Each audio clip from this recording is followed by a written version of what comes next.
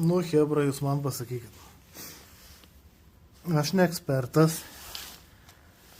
bet man šitą grandinę atrodo labai laisva. Žiūrėkit dar. Žemai. Kur įdings? Tai mane grybą išleido su tokia grandinė. Gerai, reikia paguglinti, kaip čia ją sutvarkyti. Bet kiek įsivaizduosiu, čia atsuksiu. Ir čia veršiu. Ir kitoj pusė čia. Turėtų stumti iki, nu tikrai ne iki tokio lygio. Čia taip guli iš vis. Kam čia šitas padaryta? Wow, nesitikėjau. Tikrai čia ir taip neturi būti. Bet ar čia taip blogai, ar čia man tik taip atrodo, kad čia taip blogai? Pakomentuokit. Grandinė, specai. Ar aš normalus, kad aš taip važiuoju? Na, aš taip pasitikėjau, kad čia viskas gerai.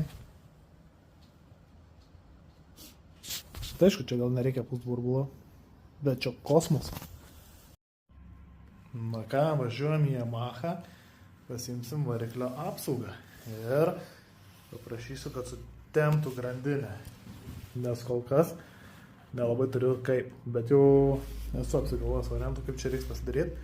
Tai galvoju, nusipirksiu laikiklį. Ir ties šitom vietom įsisuka tie pakelėjai. Ir turėtų leisti. Tik tiek, kad nematau dar žymos. Matau šitas viršutinės žymas, bet kuri čia yra vieta, nematau, tai reiks paklausti. Grandinė va laisva, bet skambinau, sakė, kad normalu, jeigu po pirmo važiavimo išsitampo, atsistoja vietą, kaip jie sako, tai viskas gal gerai. Tai va, važiuoju. Nuvajau servisikį. Tuoj apžiūrės gal. Yamaha.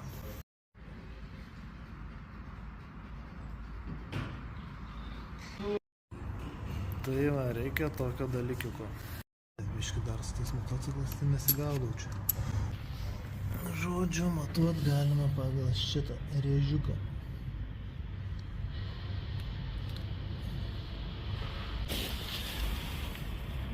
Ir čia.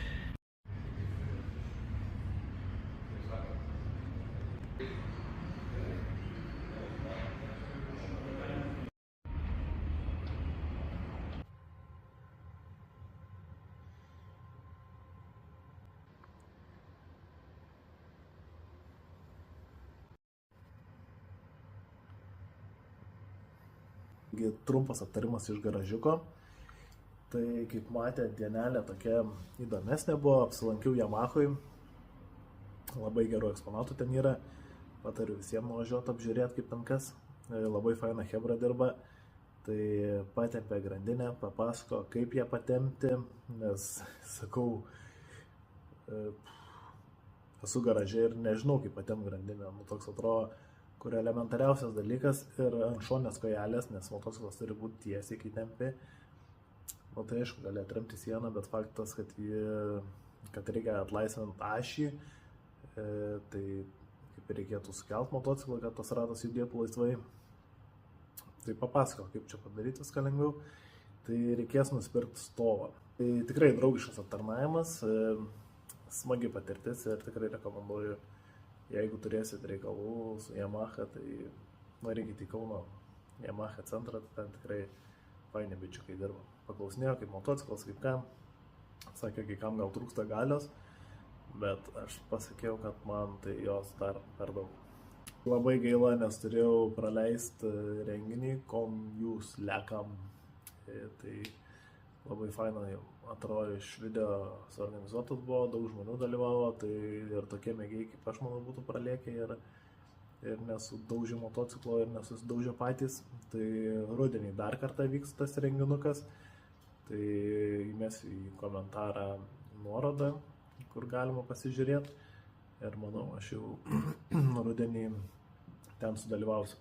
Ačiū už dėmesį, paspauskit laiką, pakomentuokit, jei kas patiko, parašykit, kas patiko, kas nepatiko, pasakykit irgi, kas nepatiko, tikrai perskaitysiu, gal ne viską sureaguosiu, bet labai faina, kad gaunu kažkokiu nuomonių, kažkokiu laiku ir matau, kad žiūri, tai šiek tiek darau.